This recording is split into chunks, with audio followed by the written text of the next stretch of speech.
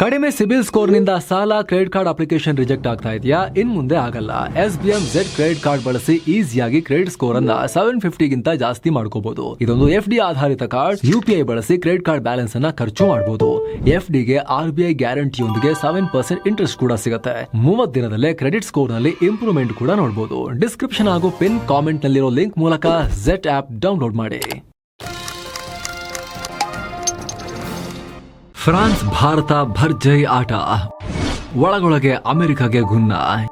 ಎದ್ದು ನಿಲ್ಲಲಿವೆ ಹೊಸ ಶಕ್ತಿಗಳು. ನಮಸ್ಕಾರ ಸ್ನೇಹಿತರೆ, mastmaga.comಗೆ ಸ್ವಾಗತ. ನಾನು ಅಮರ್ ಪ್ರಸಾದ್. ಅಮೆರಿಕದ ಮಿತ್ರರ ಮಧ್ಯದಲ್ಲೇ ಭಾರತ ಹೊಸ ಗೇಮ್ ಮಾಡಿದೆ. ಫ್ರಾನ್ಸ್ ಅಮೆರಿಕ ನಡುವಿನ ಅಂತರವನ್ನ ಭಾರತ ಅಡ್ವಾಂಟೇಜ್ ಆಗಿ ತಗೊಂಡಿದೆ. ಸ್ನೇಹಿತರೆ, ಜಿಯೋ ಪಾಲಿಟಿಕ್ಸ್ ನಲ್ಲಿ ಈಗ ಹೊಸ ಬದಲಾವಣೆ. ಒಂದ್ ಕಡೆ ಭಾರತ ಅಮೆರಿಕ ಸಂಬಂಧ ಹದಗೆಟ್ಟು ಎರಡೂ ದೇಶಗಳು ದೂರ ದೂರ ಸರಿತಾ ಇದ್ರೆ, ಇನ್ನೊಂದು ಕಡೆ ಅಮೆರಿಕ ಪಾಕಿಸ್ತಾನ ಹತ್ರ ಆಗ್ತಿವೆ. ಈ ನಡುವೆ ಯುರೋಪ್ನಲ್ಲಿ ಭಾರತ ಮತ್ತೊಂದು ಹೊಸ ಆಟ ಶುರು ಮಾಡಿದೆ. ಯಾವ ಫ್ರಾನ್ಸ್ ಅನ್ನ ದೂರ ನಿಲ್ಲಿಸಿ ಅಮೆರಿಕದ ಇಂಗ್ಲಿಷ್ ಮಿತ್ರರು ಕುಹಕ ಆಡ್ತಿದ್ರು, ಯಾವ ಫ್ರಾನ್ಸ್ ಅನ್ನ ಮಿತ್ರ ಗುಂಪಿನ ಶತ್ರು ಅಂತ ಅಮೆರಿಕ ಪರಿಗಣಿಸ್ತಾ ಇತ್ತು, ಅದೇ ಫ್ರಾನ್ಸ್ ಜೊತೆ ಸೇರ್ಕೊಂಡು ಹೊಸ ಗೇಮ್ ಶುರು ಮಾಡಿದೆ. ಇದರ ಮೊದಲ ಭಾಗವಾಗಿ ಭಾರತ ಫ್ರಾನ್ಸ್ ಜಂಟಿ ಡೀಲ್ ಮಾಡ್ತಾ ಇದ್ದು ದೊಡ್ಡ ಘೋಷಣೆಯಾಗಿದೆ. ಭಾರತ ಫ್ರಾನ್ಸ್ ಇಬ್ರು ಸೇರ್ಕೊಂಡು ಜಂಟಿಯಾಗಿ ಹೊಸ ಫೈಟರ್ ಜೆಟ್ ಎಂಜಿನ್ ತಯಾರಿಸ್ತಾರೆ. ನಮ್ಮ 5ನೇ ತಲೆಮಾರಿನ ಆಮ್ಕಾ ವಿಮಾನಕ್ಕೆ ನಾವೇ ಇಂಜಿನ್ ತಯಾರಿಸ್ತೀವಿ, ಫ್ರಾನ್ಸ್ ಅದಕ್ಕೆ ಸಹಾಯ ಮಾಡುತ್ತೆ ಅಂತ ಭಾರತ ಘೋಷಿಸಿದೆ. ಡಿಫೆನ್ಸ್ ಮಿನಿಸ್ಟರ್ ರಾಜನಾಥ್ ಸಿಂಗ್ ಖುದ್ದು ಇದರ ಘೋಷಣೆ ಮಾಡಿದ್ದಾರೆ ಆನ್ ಕ್ಯಾಮರಾ. ಮೇಲ್ನೋಟಕ್ಕೆ ಇದು ಮಾಮೂಲಿ ಘೋಷಣೆ ಅಂತ ಅನಿಸ್ಬೋದು, ಆದರೆ ಆಳ ಅಗಲಕ್ಕೆ ಹೋದ್ರೆ ಇಲ್ಲಿ ಅನೇಕ ಆಯಾಮಗಳಿವೆ. ಅಮೆರಿಕದ ರಕ್ಷಣಾ ಕನಸಿಗೆ, ಜಗತ್ತನ್ನೇ ರೂಲ್ ಮಾಡಬೇಕು, ನನ್ನನ್ನು ಬಿಟ್ರೆ ಬೇರೆ ಯಾರೂ ಇಲ್ಲ ಅನ್ನೋ ದುರಾಸೆಗೆ, ಹಾಗೂ ಭಾರತವನ್ನ ಕಂಟ್ರೋಲ್ ಮಾಡಬೇಕು ಅಂತ ಅನ್ಕೊಂಡಿರೋ ಅಮೆರಿಕ ಮತ್ತು ಯುರೋಪ್ನ ಉಳಿದ ದುಷ್ಟ ಮನಸ್ಥಿತಿಯ ಬುದ್ಧಿಗೆ ಮರ್ಮಾಘಾತ ಕೊಡ್ತಿರೋದು ಕಾಣಿಸ್ತಾ ಇದೆ. ಸ್ನೇಹಿತರೆ, ನಿಮಗೆ ಗೊತ್ತಿರಲಿ, ಕಳೆದ 11 ವರ್ಷದಲ್ಲಿ ಮೋದಿ PM ಆದಾಗಿಂದ 11 ವರ್ಷದಲ್ಲಿ ಫ್ರಾನ್ಸ್ಗೆ ಬರೀ ಒಂದು ರಾಷ್ಟ್ರಕ್ಕೆ ಎಷ್ಟು ಸಲ ಭೇಟಿ ಕೊಟ್ಟಿರ್ಬೋದು? ಗೆಸ್ ಮಾಡಿ ಸ್ನೇಹಿತರೆ. 8 ಸಲ, 8 ಟೈಮ್ಸ್ ಬರೀ ಒಂದು ರಾಷ್ಟ್ರಕ್ಕೆ. ಅಮೆರಿಕ ಬಿಟ್ಟರೆ ಅತಿ ಹೆಚ್ಚು ಸಲ ಹೋಗಿರೋದು ಫ್ರಾನ್ಸ್ಗೆನೆ. ಯಾಕೆ ಸ್ನೇಹಿತರೆ? ಭಾರತ ಮತ್ತು ಫ್ರಾನ್ಸ್ ಸಣ್ಣ ಫ್ರೆಂಡ್ಸ್ ಅಲ್ಲ. ಭಾರತದ ಫ್ರೆಂಡ್ ಯಾರು ಅಂದ ತಕ್ಷಣ ರಷ್ಯಾ ಅನ್ನೋ ಹೆಸರು ಬರುತ್ತೆ. ಆದರೆ ಸ್ನೇಹಿತರೆ, ಫ್ರಾನ್ಸ್ ಇದೆಯಲ್ಲ, ಅದು ಬಹಳ ಹಿಂದೆ ಇಲ್ಲ. ಕೆಲವೊಂದು ಸಂದರ್ಭಗಳಲ್ಲಿ ರಷ್ಯಾಗಿಂತ ಮುಂದಕ್ಕೆ ಹೋಗಿ ಫ್ರಾನ್ಸ್ ಭಾರತದ ಬೆನ್ನಿಗೆ ನಿಂತಿದೆ. ಅದನ್ನ ಈ ವರದಿಯಲ್ಲಿ ಅರ್ಥ ಮಾಡ್ಕೊಳ್ತಾ ಹೋಗೋಣ.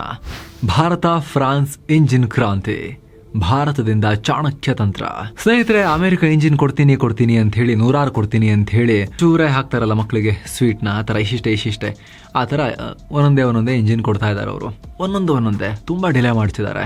ಸೊ ಆಮ್ಕಾ ಅಂತಿದೀವಿ, ಆಮ್ಕಾ ಹಾರಕ್ಕೆ ಇಂಜಿನ್ ಬೇಕಲ್ಲ ಸ್ವಾಮಿ, ಯಾರು ಕೊಡ್ತಾರೆ ಅಂತ ಭಾರತ ಯಾರ ಹತ್ರಪ್ಪ ಕೇಳೋದು ಅನ್ನೋ ಪರಿಸ್ಥಿತಿ ಇತ್ತು. ಇದರ ನಡುವೆ ನಮಗೆ ಫ್ರಾನ್ಸ್ ಇಂಜಿನ್ ಸಹಾಯ ಮಾಡುತ್ತೆ ಅಂತ ರಾಜನಾಥ್ ಸಿಂಗ್ ಘೋಷಿಸಿದ್ದಾರೆ. ಸುಮಾರು ರೇಸ್ ಇತ್ತು. ಅಮೆರಿಕದ ಜನರಲ್ ಎಲೆಕ್ಟ್ರಿಕ್, ಬ್ರಿಟಿಷರ ರೋಲ್ಸ್ ರಾಯ್, ಆಮೇಲೆ ಫ್ರಾನ್ಸ್ನ ಸ್ಯಾಫ್ರಾನ್, ರಷ್ಯಾದವ್ರು ಕೊಡ್ತಾರಾ, ಈ ರೀತಿ ಹಲವಾರು ಲೆಕ್ಕಾಚಾರ ಇತ್ತು. ಆದರೆ ಕಡೆಗೂ ಕೂಡ ಫ್ರಾನ್ಸ್ ಓಕೆ ಮಾಡಿಬಿಟ್ಟಿದೆ. ಭಾರತಕ್ಕೂ ಕೂಡ ಫ್ರಾನ್ಸೇ ಬೆಸ್ಟ್ ಅಂತ ಅನಿಸಿದೆ. ಇದಕ್ಕೆ ಸಂಬಂಧಪಟ್ಟಂತೆ ಡಿಫೆನ್ಸ್ ಮಿನಿಸ್ಟ್ರಿ ಕೂಡ ಪ್ರಪೋಸಲ್ ಇಟ್ಟಿದ್ದು, ಭಾರತಕ್ಕೆ ಫುಲ್ ಟೆಕ್ನಾಲಜಿ ಟ್ರಾನ್ಸ್ಫರ್ ಮಾಡೋಕ್ಕೂ ಫ್ರಾನ್ಸ್ ರೆಡಿ ಆಗಿದೆ.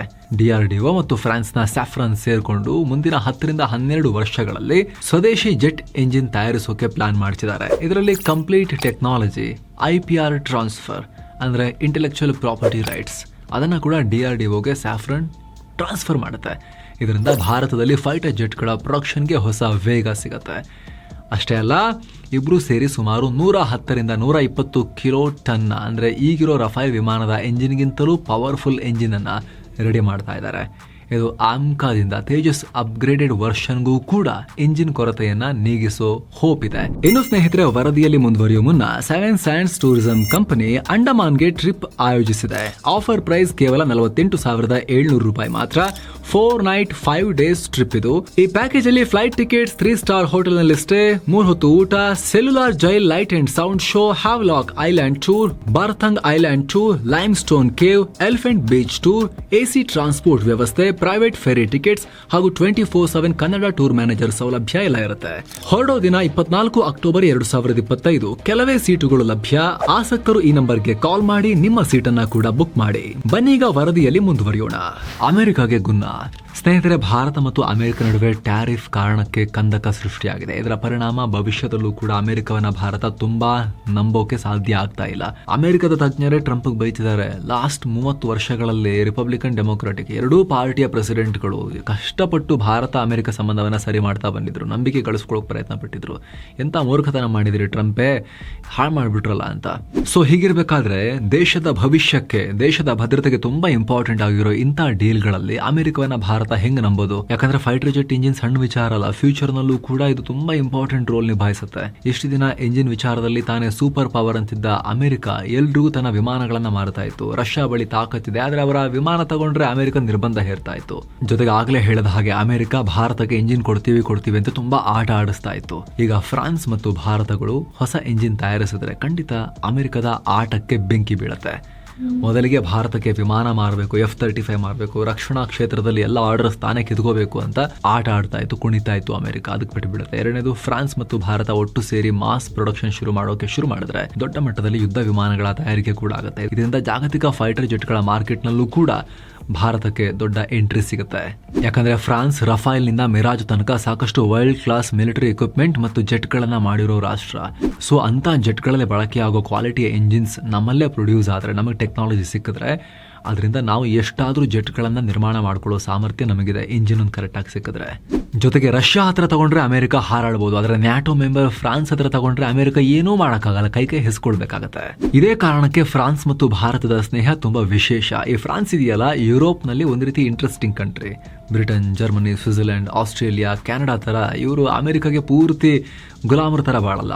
ಅಮೆರಿಕ ಹೇಳಿದ್ದೇ ವೇದ, ಅವರು ಹಾಕಿದ್ದ ಶಾಸನ ಅಂತ ಇವರು ಬಿಹೇವ್ ಮಾಡಲ್ಲ. ನೀನು ಜಗತ್ತಿಗೆ ಬಾಸ್ ಇರ್ಬೋದು, ಆದ್ರೆ ನನಗೆ ಬಾಸ್ ಅಲ್ಲ, ನಾನು ಯುರೋಪ್ನಲ್ಲಿ ನಾನು ಮೇನ್ ಪ್ಲೇಯರ್ ಅಂತ ಫ್ರಾನ್ಸ್ ಭಾವಿಸುತ್ತೆ. ಯುರೋಪ್ ಮಾತ್ರ ಅಲ್ಲ, ಜಗತ್ತಲ್ಲೂ ಕೂಡ ನಾನು ಇಂಪಾರ್ಟೆಂಟೇ ಅಂತ ಫ್ರಾನ್ಸ್ ಭಾವಿಸುತ್ತೆ. ಈಗಿನ ಇಮ್ಯಾನ್ಯುಯಲ್ ಮ್ಯಾಕ್ರಾನ್ ಮಾತ್ರ ಅಲ್ಲ, ಮೊದಲ ಮಹಾಯುದ್ಧ ಕಾಲದಿಂದ, ಅದಕ್ಕೂ ಹಿಂದಿನ ನೆಪೋಲಿಯನ್ ಬೋನಪಾರ್ಟೆ ಕಾಲದಿಂದಲೂ ಕೂಡ ಫ್ರಾನ್ಸ್ ಸ್ಟ್ರಾಟಜಿಕ್ ಅಟಾನಮಿ ಅಂದ್ರೆ ಜಿಯೋ ಪಾಲಿಟಿಕ್ಸ್ಗೆ ಸಂಬಂಧಪಟ್ಟಂತೆ ಸ್ವಯಂ ನೀತಿಯನ್ನ ಫಾಲೋ ಮಾಡ್ಕೊಂಡ್ ಬರ್ತಿರೋ ರಾಷ್ಟ್ರ. ಸೊ ಫ್ರಾನ್ಸ್ ಹಿಂದಿನಿಂದಲೂ ಅಮೆರಿಕ ಪೂರ್ತಿಯಾಗಿ ನಂಬಲ್ಲ, ಫ್ರಾನ್ಸ್ ಕೂಡ ಅಮೆರಿಕವನ್ನ ಜಾಸ್ತಿ ನಂಬಲ್ಲ. 5 ಐಸ್ ಅಂತ ಅಮೆರಿಕ ಒಂದು ಕೂಟವನ್ನ ಕಟ್ತು. ಕೆನಡಾ, ನ್ಯೂಜಿಲೆಂಡ್, ಬ್ರಿಟನ್, ಆಸ್ಟ್ರೇಲಿಯಾ ಜೊತೆ ಸೇರ್ಕೊಂಡು ಇಂಗ್ಲಿಷ್ ಸ್ಪೀಕಿಂಗ್ ಕಂಟ್ರೀಸ್ ಸೇರ್ಕೊಂಡು ಒಂದು ಕೂಟವನ್ನ ಮಾಡಿದ್ರು. ಹಾಗೆ ಆಲ್ಕಸ್ ಅಂತ ಒಂದು ಡಿಫೆನ್ಸ್ ಕೂಟವನ್ನ ಕೂಡ ಮಾಡ್ಕೊಂಡ್ರು. ಅಲ್ಲಿ ಅಮೆರಿಕ, ಆಸ್ಟ್ರೇಲಿಯಾ, ಬ್ರಿಟನ್ ಇದ್ರು. ಫ್ರಾನ್ಸ್ ಅಗೇನ್ ಅಲ್ಲೂ ಇಲ್ಲ. ಒಂದು ಕಾಲದಲ್ಲಿ ಇದೇ ಫ್ರಾನ್ಸ್ಗೆ ಅಣ್ವಸ್ತ್ರ ಮಾಡ್ಕೊಳ್ಳೋಕೆ ಅಮೆರಿಕ ಬಿಡ್ತಾ ಇರಲಿಲ್ಲ, ಆಟ ಆಡ್ತಾ ಇತ್ತು. ಬ್ರಿಟನ್, ಅಮೆರಿಕ ಇಬ್ರು ಕೂಡ ಫ್ರಾನ್ಸ್ಗೆ ನ್ಯೂಕ್ಲಿಯರ್ ಟೆಕ್ನಾಲಜಿ ಕೊಡೋಕೆ ಮೀನಾಮೇಷ ಯೋಚನೆ ಮಾಡ್ತಿದ್ರು. ಈ ಆಟವನ್ನ ಚೆನ್ನಾಗಿ ಅರ್ತಿದ್ದ ಫ್ರಾನ್ಸ್ ಆಮೇಲೆ ಅಮೆರಿಕವನ್ನ ಮೀರಿ ತಾನೇ ಸ್ವಂತ ಪವರ್ ಆಗಬೇಕು ಅಂತ ಅಣ್ವಸ್ತ್ರ ಗಳಿಸಿತ್ತು. ಒಂದು ಸಲ ಅಂದ್ರೆ 1954ರಲ್ಲಿ ಅವತ್ತಿನ ಫ್ರಾನ್ಸ್ ಪಿಯರ್ ಮೆಂಡೆಸ್ ಅಮೆರಿಕದಿಂದ ಮಿತ್ರ ದೇಶಗಳ ಸಭೆ ಮುಗಿಸ್ಕೊಂಡು ವಾಪಸ್ ಆಗುವಾಗ ಈ ರೀತಿ ಹೇಳಿದ್ರು. ನಿಜವಾಗ್ಲೂ ಅದೊಂದು ಗ್ಯಾಂಗ್ಸ್ಟರ್ ಮೀಟಿಂಗ್ ತರ ಇತ್ತು.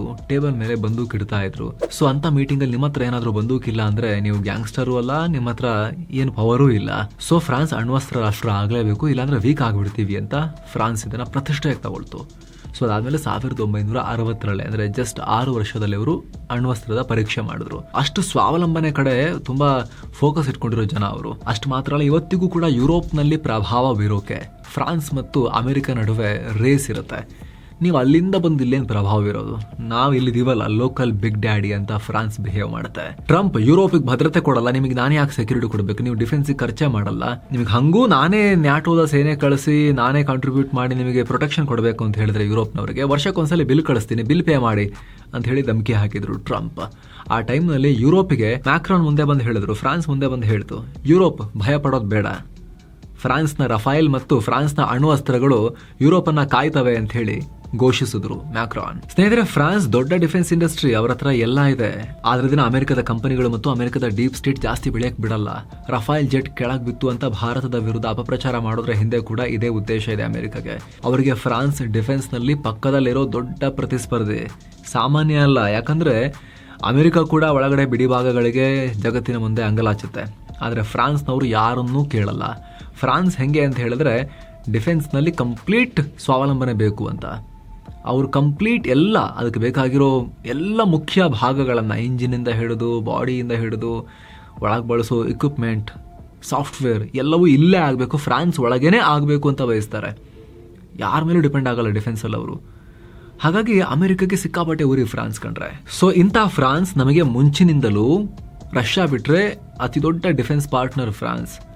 ಭಾರತಕ್ಕೆ ಎರಡನೇ ಅತಿ ದೊಡ್ಡ ರಕ್ಷಣಾ ಪಾಲುದಾರ ಇವತ್ತಿಗೂ ನಮ್ಮ ರಫೇಲ್ ವಿಮಾನಗಳು, ಹ್ಯಾಮರ್ ಮತ್ತು ಸ್ಕಾಲ್ಪ್ ಮಿಸೈಲ್ಗಳು, ಏರ್ ಟು ಏರ್ ಮೀಟಿಯೋರ್ ಮಿಸೈಲ್ಗಳು ಇವೆಲ್ಲ ನಾವು ಯೂಸ್ ಮಾಡ್ತಿದ್ದೇವೆ. ಇದಕ್ಕಿಂತ ಮುಂಚೆ ಮಿರಾಜ್ 2000 ಫೈಟರ್ ಜೆಟ್ಗಳನ್ನು ಕೂಡ ಫ್ರಾನ್ಸ್ನಿಂದಲೇ ತರಿಸಿ ನಾವು ಬಳಸ್ತಾ ಇದ್ವಿ.